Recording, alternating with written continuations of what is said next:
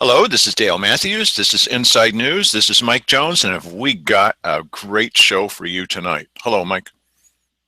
Yeah, it's a barn burner. Oh, brother, we told you that today would be interesting at the weekly business session, and boy, oh boy, it sure was. It surpassed our expectations for drama, pathos, and comedy.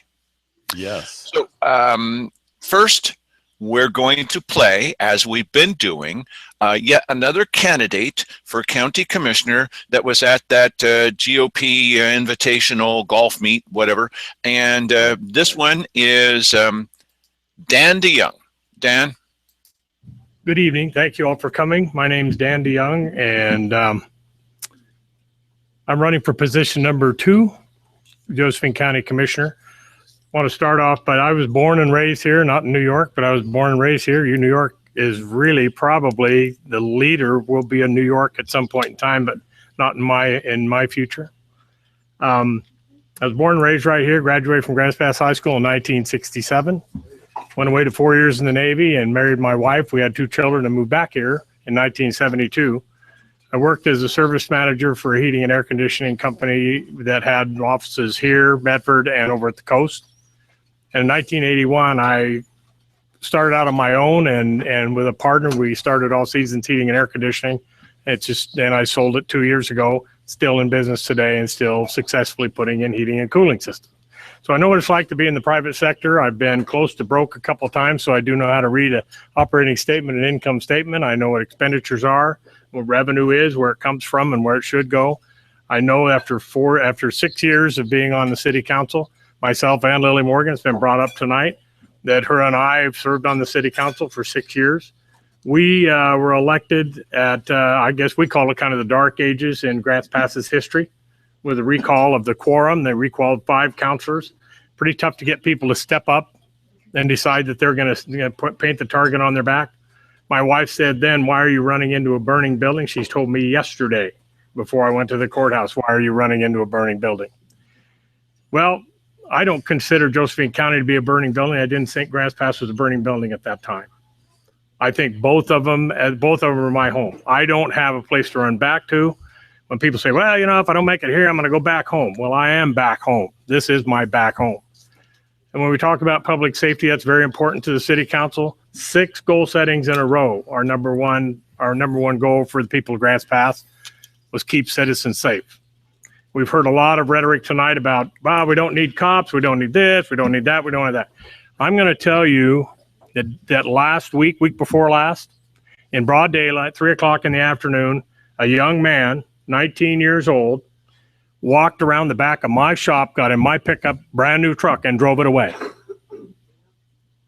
We caught him up in Douglas County. Thank God we caught him in Douglas County, because you know why? In Josephine County, I looked his record up in 2015. That young man stole 6 vehicles, was arrested 6 times, put in our jail 6 times, and let out 6 times so that he could come and steal my vehicle.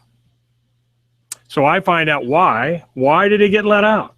It's because we put him in jail. We call the DA, see if we can get a grand jury indictment. And the DA says, I'm really too busy to do that right now. So we let him go. We let him go 6 times.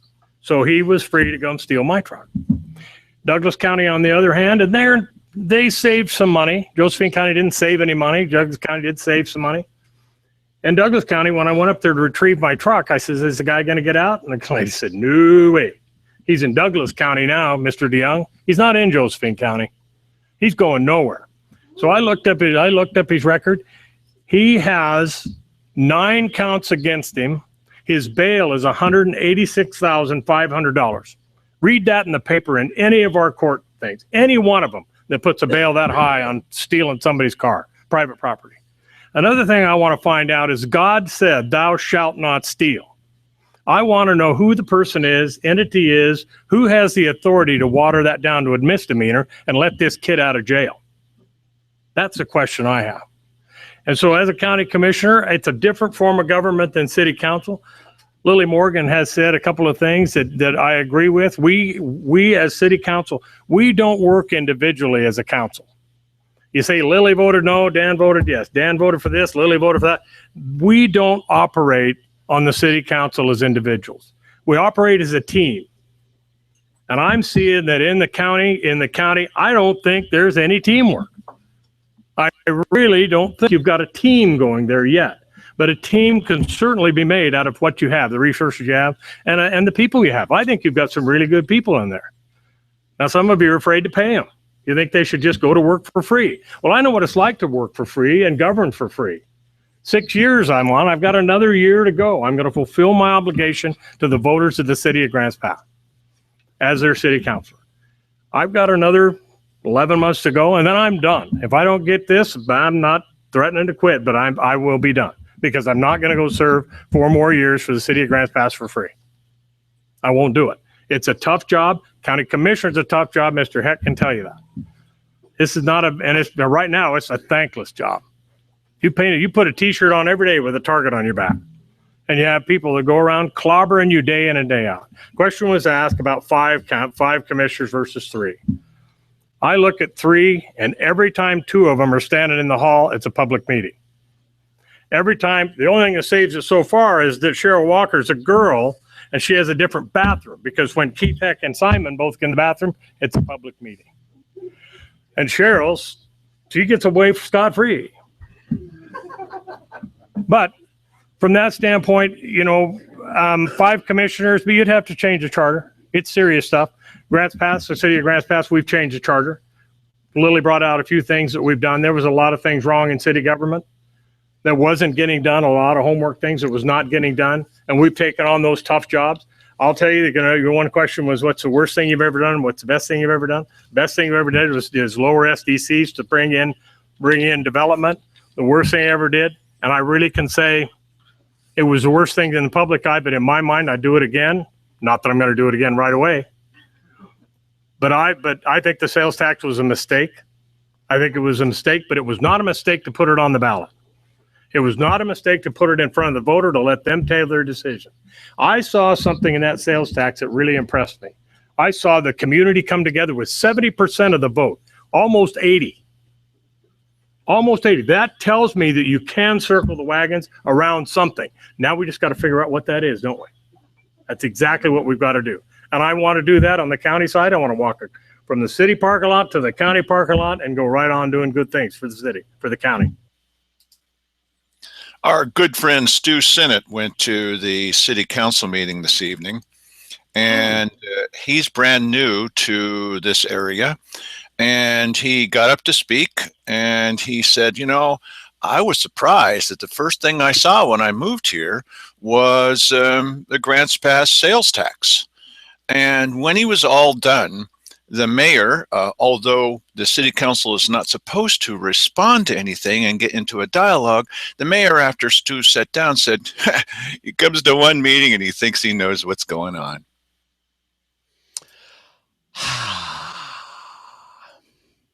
Yeah. Okay, so if you think you want to know what's going on, we've got a couple of media sources to quote. And so tomorrow night, we're going to show KOBI's version of what happened today. Oh, we're getting there. But first, Mike has gotten Channel 10's version of what happened today. Mike, you want to play that, bud? Yeah, I do. But here, let me just prepare everybody, because this is this particular media file that I pulled off of my little DVR.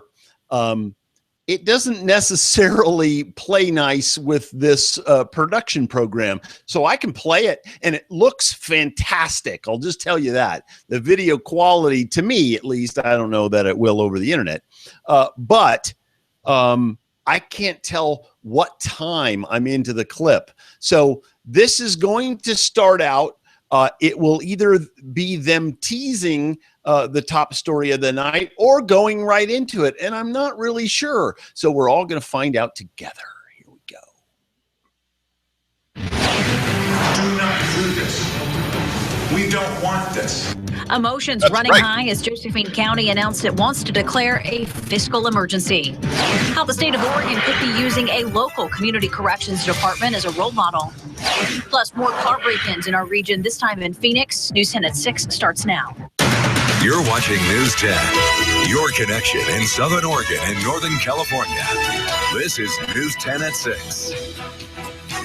Good evening. I'm Trish Close. I'm Dave DeRorange. Thanks for joining us. Josephine County may be declaring a state of fiscal emergency. This all comes from not having enough money to pay for adequate public safety service. Citizen's Ariana Rakshani shows us the heated discussion and what comes next in tonight. Let's all just, relax a little bit. Tensions high not only among commissioners, Here this year so much time. but also the audience. The crime crisis in Josephine County has become to be a campaign slogan for raising funds. And of course, the reason behind it is public safety. This is a very bad idea. The hot question, whether Josephine County should declare a criminal justice state of emergency because of the minimal funds going towards law enforcement. It would be a contract with the governor for up to 18 months to provide resources to the county to meet the need. The dollar amount given would also have to be matched by the county. Dearest darling governor, do not do this. We don't want this. Although some residents are against the idea, the commissioners aren't ruling it out as an option, but they do have questions. Does it really pay to try to do this for a year and a half? How do you get patrol deputies to just say, okay, well, I'll just sign up for a year and a half, no stability at all? No stability also at the commissioners meeting while discussing the topic. Madam Chair, you serve at the pleasure of the board. Your decision stands as long as the board doesn't choose to overrule it. I'm not interested in removing you, Madam Chair. The commissioners will discuss again on March 10th. With your connection in Grants Pass, Ariana Rakshani, News 10. Commissioner Cheryl Walker has drafted a letter to send to the governor to expedite the conversation. Both commissioners Keith Heck and Simon Hare think it should be brought to the voters. Grant. They do? I don't remember them saying that. No, they did not say that. By the way, we have, I think exclusively here, the letter that Cheryl Walker wants to send to the governor. Now, we both want copies of it. So we're going to play that back. We're going to read that to you. Oh, that's the most fascinating part of our show tomorrow. But before we do that, I wanted to tell you the KJO version of this. KJO has a version of this. Mike, and it's over my shoulder here. This looks like a blank screen almost, but it's not. So Mike, what percentage of this 2-hour plus meeting do you think was dedicated to people getting up? 15 speakers. It used to be I was the only one for years. I'd be the only speaker from the audience. And then there were 2 of us. And then there were 3 of us. Today there were 15 speakers saying what they thought about this. There was a lady who said, oh, this is a wonderful idea. I love Cheryl. So I'm paraphrasing. Mike, what percentage of this meeting would you guess was dedicated to this subject that we put on the agenda? I'm going to guess, just because, this is how this goes here, 0%. Oh, no. What percentage was dedicated to people in the audience? I thought you were going to say how KJO reported it. I'd say at least half of the entire meeting was this topic, which was not even on the agenda. It just evolved out of public comment. Okay, so for the comedy side of this show, because we do that, here are the glasses I don't need. And here's what KJO says. The Josephine County Board of Commissioners unanimously approved a personal services contract for cleaning the county's transit vehicles during its business session this morning. That's the first sentence. Under administrative actions, the commissioners entered into a contract with DH General Contracting and Maintenance for cleaning the Josephine County transit buses and vans. The contract makes official an already existing agreement. The year-long contract includes the company being paid blah, blah, blah, blah. In other business, the board approved provider agreements for prevention programs for the Boys and Girls Club and Women's Crisis Support Team. The Pinion Road neighborhood was recognized as a Firewise community. The local neighborhood joined 8 other Firewise communities in Josephine County. This is the KJO News. When its 24 households recently increased their wildfire resiliency. And commissioners also proclaimed the month of March to be Oregon Problem Gambling Awareness Month and County Cat Week.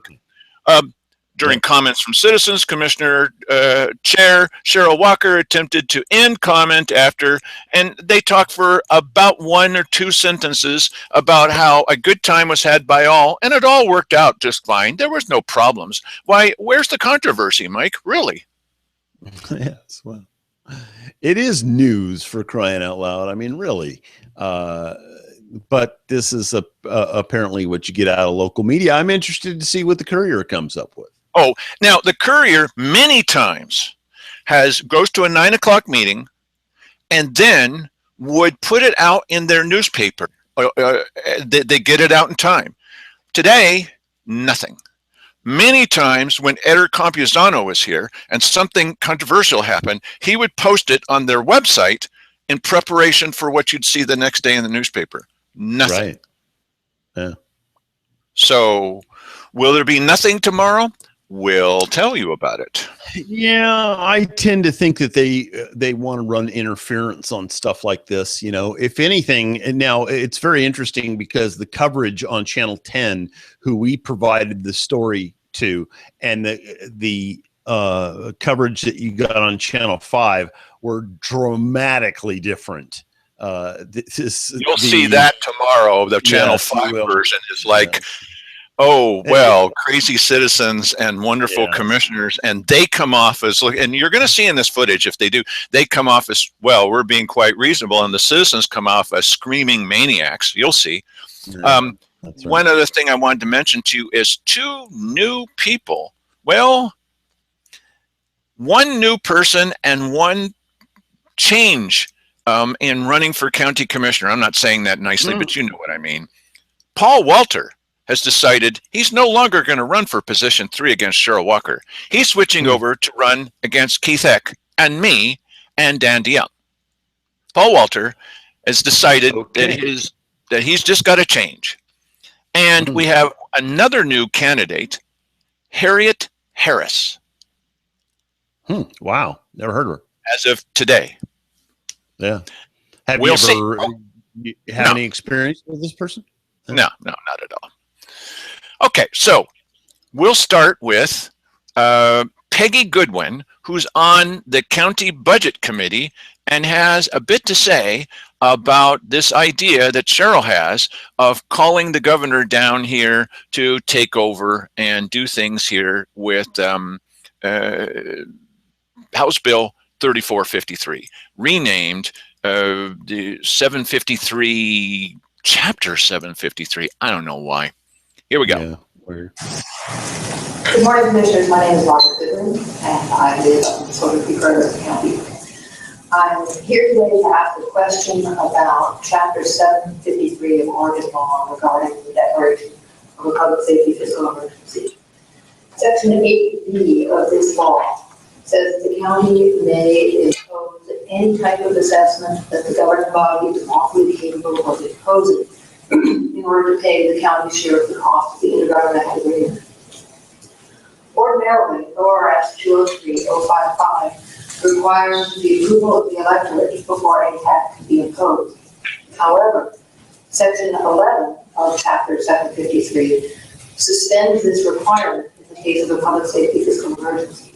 That means that when a public safety fiscal emergency is declared, the Board of Commissioners can impose taxes without the consent of the people. How nice. I understand that the board cannot impose an income tax because that's prohibited by our county charter, and you cannot impose a property tax levy without a vote because that's prohibited by the state constitution.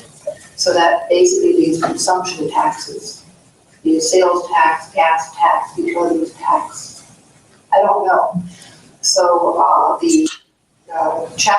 Section 8 of Chapter 753 specifically authorizes the telecommunications tax on any device with access to 911. But Sections 8B and Section 11 are much broader than that.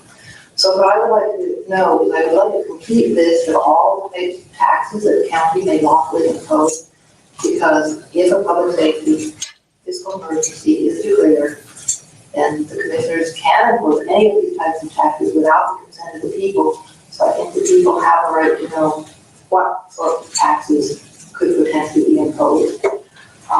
Also, last yesterday, you deferred further discussion of this matter to March 10th, which is a Thursday. So she's dead. Because I From the standpoint of sending a question to you, I'm sorry. yeah, I listened to the administrative meeting yesterday, and you deferred the question of whether you're going to send a question to the governor to declare a public safety emergency to March 10th, which is a Thursday. And it's my understanding that all decisions are made in public meetings, so am I correct in assuming that no final decision will be made on whether you request the governor to make this declaration before the weekly session on March 16th?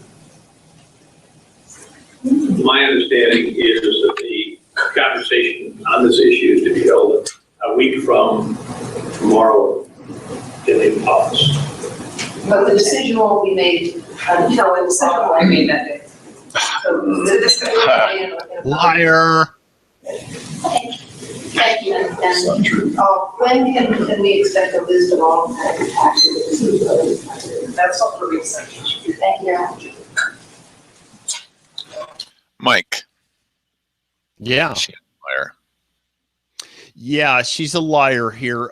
We know darn well that they're going to discuss this in the meeting on not this Thursday, but next Thursday.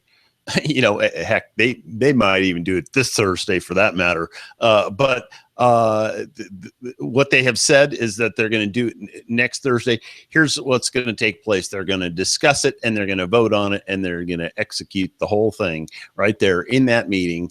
And no one will have the opportunity to interject. No one will have the opportunity to gain knowledge of any new information that they have on that, except for people sitting in the audience who cannot contribute to the conversation at all. So it'll be an open public meeting, but they're not going to save it to the weekly business session of the following week. I can guarantee you that, especially after what happened today.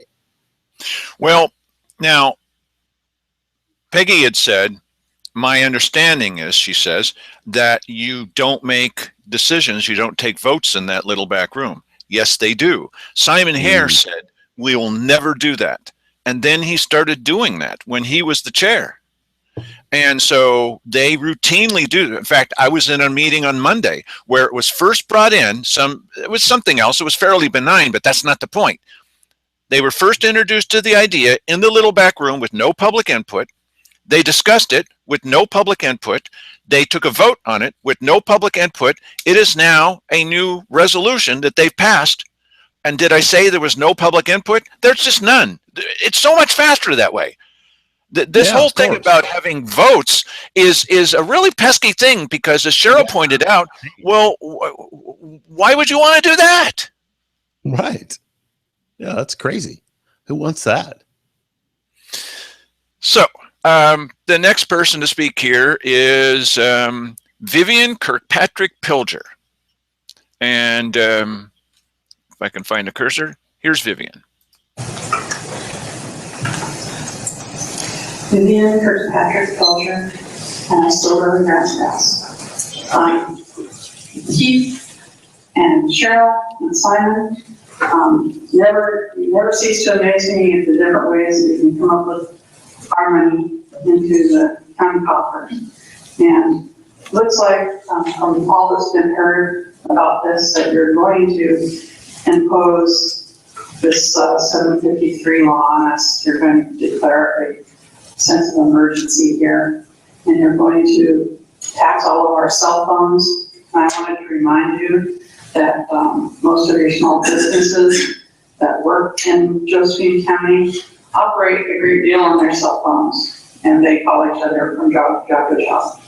And that's going to be a big imposition on them.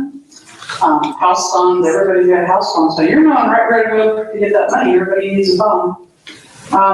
I don't know why we suddenly need this emergency safety situation. You were going to put a question on the ballot about it, and then you decided not to because you didn't have to. And so, and we have one very astute government employee that, Jay somebody, anyway, he pointed out to you didn't have to put it on the ballot. So therefore, you don't have to ask the public if they would like to be declared in a state of emergency. But I would like to know what is different now, and why are you thinking about doing this now, when last year we had the budget sessions and Margaret Goodwin was on the budget committee and she suggested that we put $500,000 or $1 million into our sheriff's office, and you chose not to, because it wasn't apparently that big of an emergency. And so now it's suddenly an emergency, and it's sort of like the legislators up there, they declare every single bill that they pass in the Oregon State Legislature as an emergency, so they can implement it immediately. And they don't, like 2/3 of the things that they declare emergency on are not emergencies. And if this was an emergency, I would like to remind you that you have a reserve in the public roads bank, and you could use that for public safety. But it also strikes me as your continued pursuit of taxes without asking us, which is, I guess you're right to do. But it's very disconcerting when year after year after year after year you get the no on levy, no on levy, no on levy, no on levy, and then you get no on sales tax and no on nuisance ordinances, and yet, gosh, here we go again. Amazing. Mike? Yeah, well, I have no disagreement with what she said there. It's disconcerting that that we need to keep bringing it up to these characters, that we've taken a vote and we don't want to go in this direction. And now Cheryl won her election by 62 votes, 62 out of this entire county. But she's decrying the idea that, as she put it, 51%, actually it was quite a bit more than that, and it has been increasing in the last couple of years. 51% get to tell 49% what to do. That's the American way of taking votes. She only won by 62 votes. Yeah, and this is something that Cheryl's been saying here lately, which is strangely familiar to something I heard out of Dan DeYoung's mouth at the Meet the Candidates night, where they're decrying that somehow the losers, well, what do they get? Measure 91 didn't pass statewide here.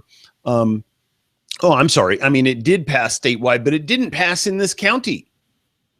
Should we somehow have the right to tell the state that, I'm sorry, we're not going to comply with your thing because it didn't pass here on our county? No, you don't have that right. Pass by 2, not 2%, 2 votes, 2 votes. Yeah. Right. So it's the perfect example is what I'm saying, that, it doesn't matter. The democratic process has taken place, and here we are. It's ironic that Cheryl doesn't like the democratic process because she's a oh, never mind. Yeah, okay. Yeah. Thank you. Okay. So, if you have to explain it, perhaps Next, Bill Hunker, who I think did a really good job. Here's Bill Hunker. Yep.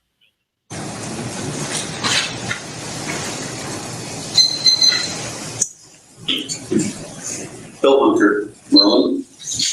After yesterday morning's meeting, I realized I needed to say something, because if you want to go to the governor and get a state of emergency, you have to have a reason. And supposedly we have an emergency and crime crisis in this county. I want to be really, really clear. There is no crime crisis in this county. The only thing I ever hear from public officials or any leadership in this county whatsoever is anecdotal. And if any one of you joined an organization of $85 million companies and wanted to make major shifts in the way you did business, and you brought up anecdotal as your basis, you would be laughed out of business. I have no idea how you can continuously tell us your little stories that you hear here and there and want to base an entire decision to bring the governor down and involve themselves in our county. I have had one and only one stat, and that is the infamous Cave Junction. Let me tell you about Cave Junction. Number one, it's all folded into all of our current crime stats, and they're flat. So Cave Junction made no difference whatsoever. Let me tell you, in 2012, you had 41 crimes for the entire year, and you had a deputy out there. That means that every 8.9 days, he had one incident. In 2013, you had 98 crimes for the entire year. You had a deputy who waited 3.7 days between one incident. Then we had the crisis. 166 crimes in 1 year, 14. Not that it impact any of our numbers, but you wait now 2.2 days for a crime to happen in Cave Junction. You know how much all of this is on your worst number, 166? You have 8,031 crimes, and you're talking about 166. It's not even 2%. And do you want us to buy that one statistic you bring to us and the rest of it's anecdotal? I don't understand how you know who uses anecdotal? Amateurs. Amateurs use it because they don't have anything else. You're amateurs. You're not leaders. You're trying to foist this off. Crime crisis in Josephine County has begun to be a campaign slogan for raising funds. That's how you raise funds. We have a crisis. I would urge you to get some numbers behind you before you go to the governor, because all of this is turned in by our people, OSP, and there is no crisis. In fact, we're flat, and the city is down in 14, and that includes the enormous, terrible numbers out of Cave Junction. Thank you.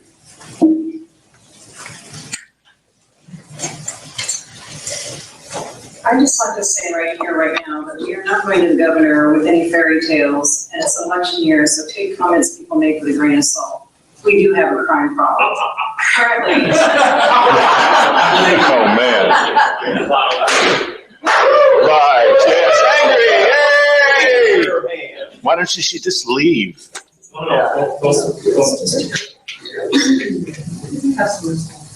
I will not allow any further outbursts. If there are any further outbursts, I will not allow anyone to speak for the rest of the meeting.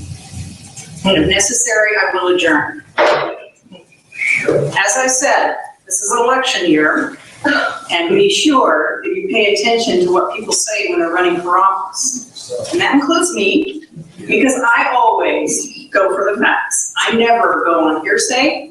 I've always used facts. Now, sometimes the facts come later because somebody provides me new information, and I will incorporate that into my research.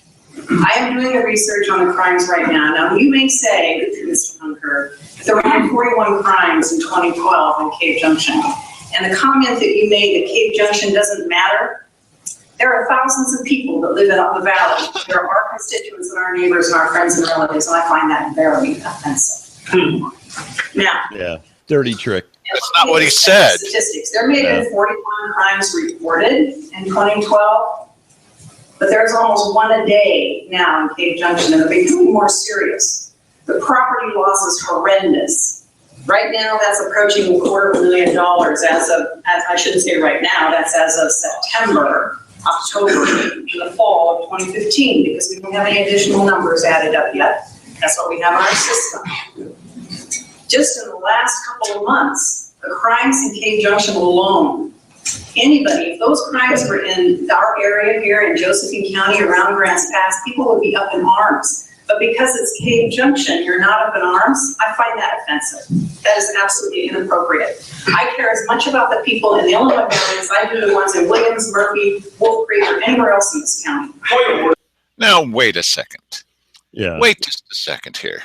You know what this is about. She just said just a couple of days ago, or was it last week? She said, well, the people out in Cave Junction, it was last Wednesday, the people out in Cave Junction, why that alarm was going off for hours and they didn't respond at all. That's apathy, and you all ought to look in the mirror. And now she's defending Cave Junction as the epitome of wonderful citizens. Neither one of those things is true. Yeah, here, let's hang on a second here because, I mean, you all saw the entirety of Bill Hunker's statement before we panned over to Cheryl Walker. And clearly, he didn't say anything in there disparaging the citizens of Cave Junction. He was just saying that the number of crimes as part of the overall county statistic doesn't really matter that much. It's less than 2%. Now, listen, if they have a deputy sitting in an office down there and he has one crime a day to attend to, why can he not adequately respond to that? Now, it may well be the case that this one crime is taking place at night when he's not on duty.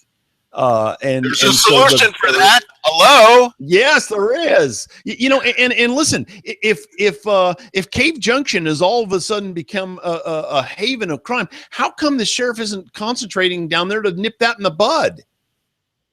And we're only talking, okay, so let's say that you have 5 crimes a day because one's only reported and the other 5 aren't. Well, if this is something that you know to be true, how come you are not down there dealing with the situation?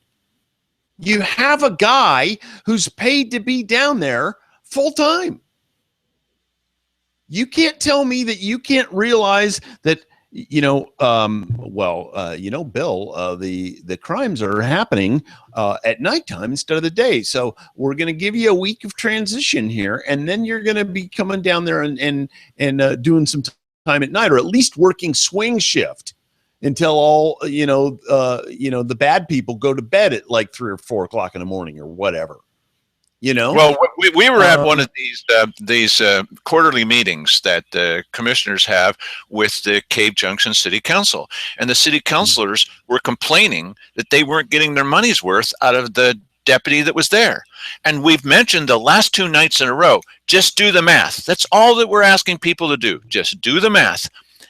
If you had the same coverage that those few people, relatively speaking, compared with the county, if you had the same coverage that they have with one full-time guy, well, part-time guy that's working only during the day, but if you had the same coverage, you would need to have in Josephine County 820 sheriff's deputies plus the sheriff. Well, that's pretty good coverage for them. Now, if that still is not doing it for them, you might consider, well, let's say, maybe having him work at night when the crimes are happening, or perhaps adding a second person over there for a short period of time till you grab up the miscreants who are, they go into some place, the alarm is going off, that the neighbors don't even hear, and they take the time while this alarm is going off to sort of trash the place and pull books off the shelf and throw toy stuffed animals out onto the front lawn. What kind of criminals are these? It looks like vandalism. Yeah, to a great degree. And listen, I wouldn't say that there isn't a problem. I mean, that's silly to it would be silly. Say, yeah, it would be silly to say that there isn't a problem, but in terms of the crime that gets on the books, we're less than half of what it was 10 years ago. So, in order for you to say that there's somehow a state of emergency, yes, I'm guessing that even with the state of emergency and with the injection of the state funds and our half of it, which is going to be funded by, I guess, telecommunications taxes. That's not going to do it. We're not going to get anywhere close to the funding that they had 10 years ago when we had twice the amount of crime. So the emergency is that Cheryl's not happy with the way the vote's been going. Her emergency is she is running for office. This is her poison pill. She's going to get this thing done no matter whether she has to say stories whether Bill Hunker's running against her. And she says, well, I would certainly pay attention to the fact that people are running. Did he mention that? No, this is Cheryl Walker doing her campaign speech from the dais. There's your emergency. And she always uses facts, except when she doesn't. Right. Well, here's more of what Cheryl Walker has to say. Oh, there's more fireworks. And I find that offensive that someone does not want to include every citizen in this county because they're victims just like anyone else. Look at Simon. And there are many crimes that are not going reported out there. In my own neighborhood, we have squatters living on BLM property up behind our farm. And those people take whatever they want to take. They take whatever they want. Your property is personal. There will be no further. I've had squatters on my land. Would you leave? Leave. Yes, I certainly will. Thank you. And there will be no further public comment today. Oh, nice. Thanks a lot. That's ridiculous. Commissioners, the real commissioners, please. You don't let people speak, you're not going to get elected, Cheryl Walker. Okay? You're going to speak, you cannot stop. Just calm down and breathe. Yeah. Can we all maybe sort of lean back in the chair and take a deep breath and realize that whether we're here or not, the world is still going to turn. Just take a deep breath. We'll all inhale and exhale twice or whatever, and we'll all get back down to a normal conversational tone. Now, wait a minute. Who started that? Yeah. Who started haranguing the audience?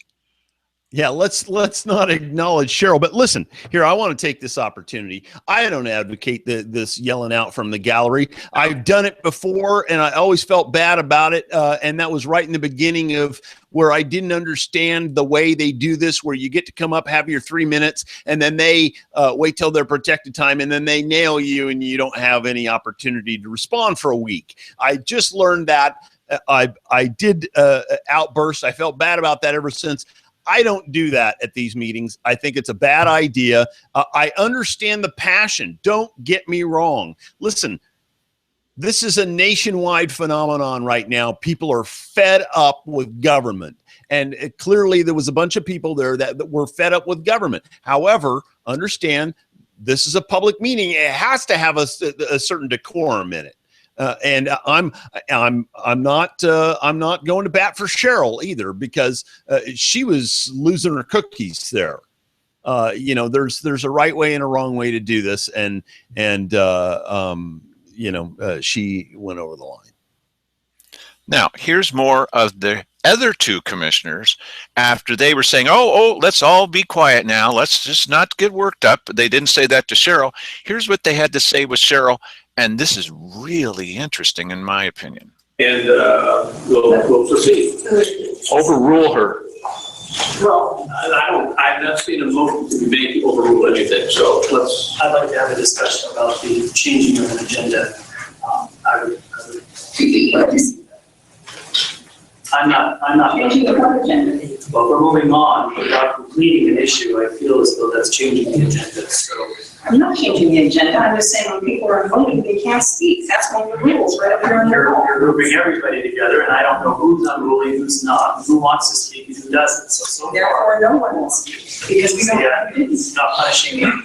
That doesn't make sense to me. I would Mr. Herod, if you're chair, fine, but you're not. Madam Chair, you serve at the pleasure of the board. Your decision stands as long as the board doesn't choose to overrule it. I'm not interested in removing you, Madam Chair. I would appreciate it if you would consult the other members of your board before you make a unilateral decision. I am the chair and I'm in charge of the meeting. If you would read the rules of the board, I know. that is it. Ordinance 97-3, backwards and forwards. I hope so. I would make a motion that we would entertain further comments. This is somewhat familiar. Item number 3, as we always have, and then we'll bring it back to the board. I'd make that motion.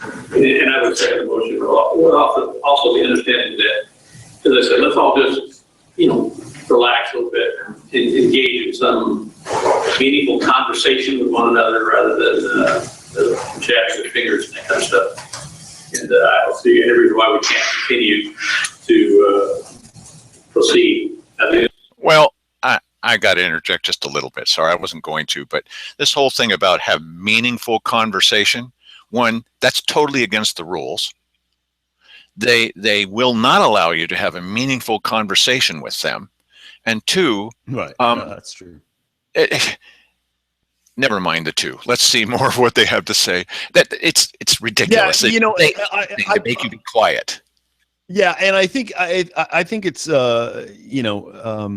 it's interesting that this is tricky ground because Cheryl, she has this aura that she puts out, and it's the evil aura, and the other two probably try to avoid it as much as possible. So they were trying to be as diplomatic as possible, and yet overrule her on this idea that we're stopping public comment, and so that was a little tricky as well.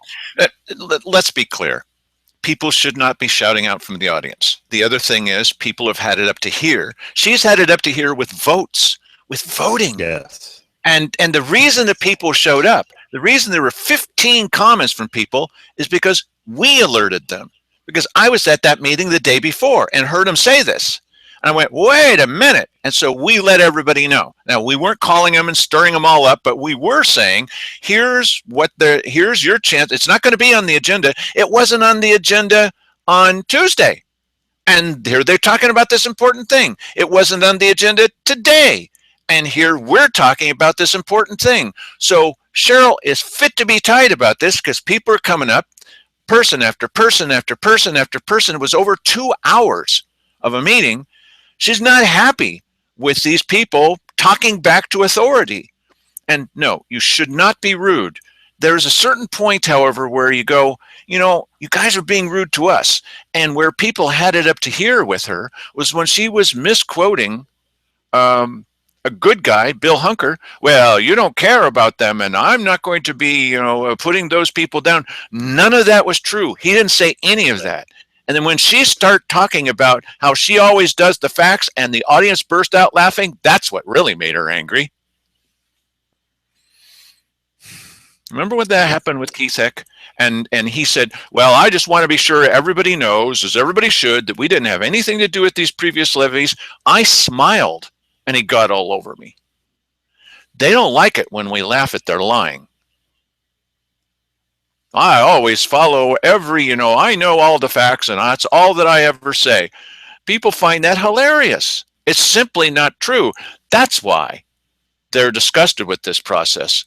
Well, but the other two, Keith kind of went along with it, but Simon wanted to hear a little bit more. Well, here we go. It's also one of the reasons why generally comments made by people look at Cheryl comment section rebutting anything that they're saying is not usually done, and we just take those comments, process them, write down whatever you're writing down, and go on from there. But not get back and forth with it. It just devolves very quickly. That's what she was doing.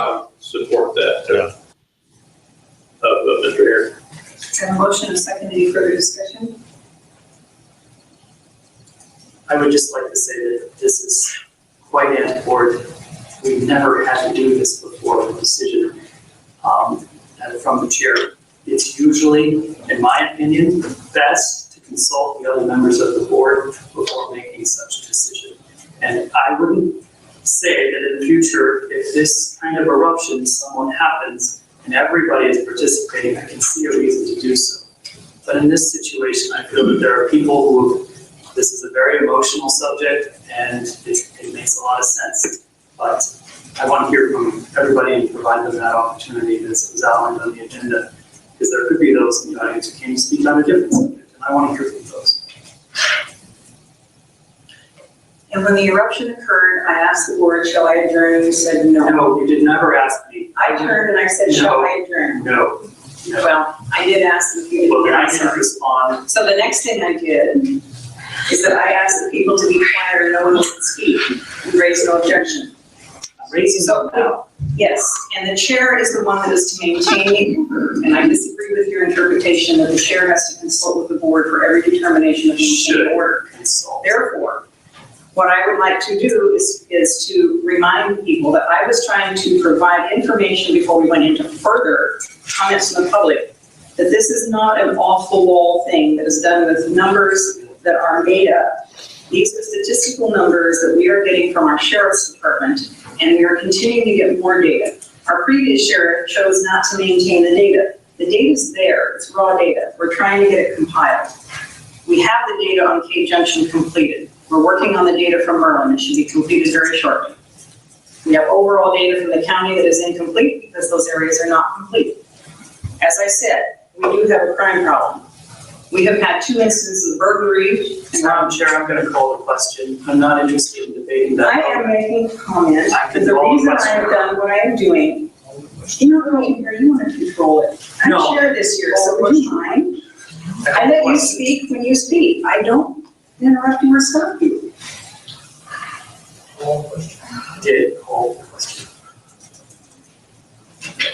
Oh, please. Commissioner Hare? Yes. Commissioner Hare? Yes. Commissioner Walker? No. Motion carries. That's it. And she's not happy about that at all. No. That Keith was Heck. interesting. And I listen, obviously I don't feel sorry for her at all in this situation. We're not suggesting that people come to a meeting and raise a ruckus. But I can understand why emotions are high on this, because what we're looking at is we're looking at commissioners who will be remembered forever for this, for calling down the governor, as they warned us would happen if we didn't vote for the last levy. Maybe the governor will come down here and think about how bad that is, how evil that is. And now Cheryl is doing that. And don't forget what she said at the previous meeting was, one, that she could do this all by herself. She doesn't need anybody else. She doesn't need the voters. Yeah. She doesn't need the other commissioners. She'd just do it on her own. Really? Yeah, you know what? That's imperial rule, buddy. Yeah. Well, listen, I'd suggest that she runs on this idea that if I get past the primary, this is what I plan to do, and run on that, and and then we'll see what happens. I have a pretty, I have a suspicion. I think it's a pretty a fair bet that she's going to get primaried out. She won't even be one of the contenders. And, this was of her time as a commissioner. Yeah, Today, and some of this. Yeah, some of the stuff that she said there. I mean, there's 10 campaign commercials in today's weekly business session, and yeah, it's very, very unfortunate that it had to go here. But I have to admit it was a little bit entertaining. We told you that this day would be interesting. And sorry that all of you couldn't be there, but we're doing the best that we can to bring it to you. And we're actually supplying footage to Channel 10. And Channel 5 was there partly because I called them and said, come and see this. So, and you've heard K-Joe's version of this. Why? A good time was had by all. Do you realize that it was County Cat Week once again? There's your K-Joe news for you. Right. And listen, it should be understood that, I mean, let's understand what's happening here. This is not a free money situation. If you invite the state to come in and you have this matching funds situation, because number one, we don't have the money to match them with whatever they're going to ask for. I'm assuming that that the county people are they're gonna shoot for a particular level of funding that they want. It meets all their hopes and dreams and PERS obligations. And so they are going to ask for said amount. Well, they're going to have to tax us to get the difference between what the state is going to give. And then it's not even clear that the state isn't going to make an end run around and want their money back too. So think about the $2 bill. Just think, everybody think about that $2 bill. Can you summarize what that was about, Mike? Right, and Catherine Austin made this point quite well today, although didn't explain it out all the way. She thought that they would be smart enough to figure out what she was talking about, but they didn't. She said that this basically lays the groundwork for the $2 bill. And, Cheryl dismissed that, but here's the reasoning behind that. So let's say that they implement this emergency, and for a couple of years, they're pumping money in from the state.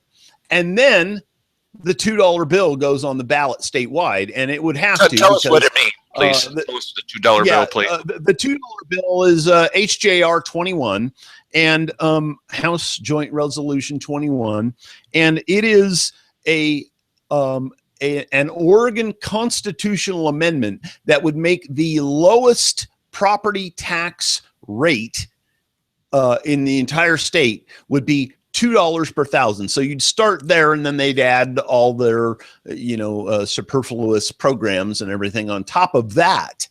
So $2. So, and the whole idea, is ostensibly so that we have adequate level of funding for public safety. However, but it's aimed at just one county. It's aimed at this county, the county that you live in.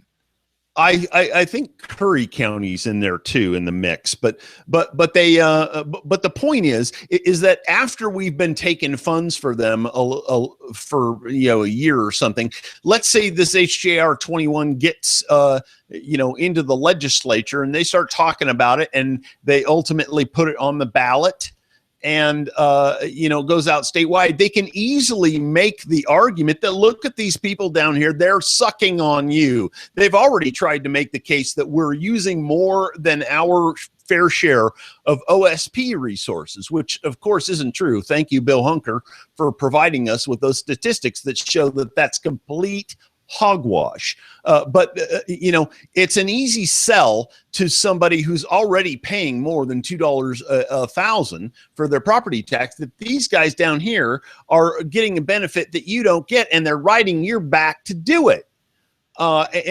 So that's an easy thing for the majority of the state to vote yes on HJR 21. And, so who was it that told us? Which of these commissioners told us that we were using more state resources, more OSP resources than any other county? Cheryl Walker. What's the truth? From the OSP, we're fourth from the bottom. Who was it that said that the crime rate's going up like this when the OSP says, no, it's not, it's going down like this? Cheryl Walker. Who is it that said a month ago that the crime rate in Illinois Valley was 850, and today, or yesterday, or last week, last Wednesday, said it's 500? Yeah, Cheryl it Walker. was up 850% and 500%. Well, yeah, but 500% over what? If you have some of these stats like Bill Hunker was talking about, where in one particular year they had 41 crimes the entire year. Well, you add a few more crimes into that. Let's say you double the amount of crimes to 82 crimes. And all of a sudden, it's out of control. They could have 1 month where a whole flurry of stuff happened. They could say it was up 2,000% in this time. And this is the kind of statistics that they're working on. They understand. They've been hearing us making the statistic argument for a couple of years now. So they know what to do with that. They are generating statistics that say what they want them to say. And I am very sad to say that our sheriff appears to be complicit in this. And he was the one that said these numbers are a myth. And when we asked him to supply numbers, he just laughed at us. He just laughed. You may recall that I did a little chart just for fun, which I used to be the only one working on badcounty.com and those kind of things. And when Mike joined in, we had a 100% increase in the number of people working on this. Well, It made a wonderful chart. It's just bogus information. And then when Bill Hunker was on the show, that was an increase of 200%. Right. Look, the thing is, now what do you do? This is what I said to the news director at Channel 5. I said, now what do you do if you're living in a county or any kind of government where one of the head government people feels absolutely no problem with just telling you a lie straight to your face, or taking what you say, why Dale Matthews just said that all firefighters are pedophiles, and just will say anything and has nothing left to lose, and doesn't believe in voting. Doesn't believe in voting. Now, what are you going to do? You can toss him out, but she's going to be in office till January 2nd of next year. We're watching these guys, but when she says she doesn't need the other commissioners to join in, she could call down an emergency situation on us without anybody's input.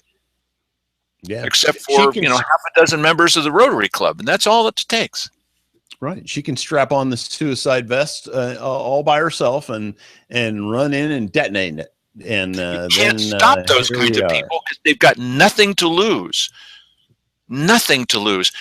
And I said today, and we'll play that back one of these days, I said, look, it's all up to you two guys. It's no use talking with Cheryl. I didn't say that, but it's no use talking to her because she's way over there, right? It's you guys that are going to live here. She can move to Arizona. Probably will. Okay, but they may wish to live in this area afterwards. They think that they've got troubles now. This whole thing of being thrown in jail while you're being elected vice president of that group, that's nothing compared with what people are going to feel in Josephine County if you turn your back because you're not winning and decide you don't need to win anymore. You're just going to do it by executive order. Right. Brother, it's un-American.